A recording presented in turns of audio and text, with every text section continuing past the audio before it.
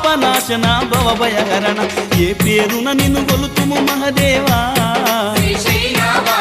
ఏ తీరున నిన్ను పూజింతుము దేవా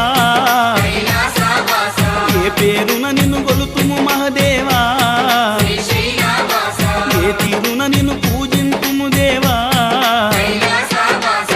శ్రీశైలవాస శ్రీ మల్లినాథ నీ దర్శన భాగ్యం ఈవయ్యా మా జ్యోతిర్లింగా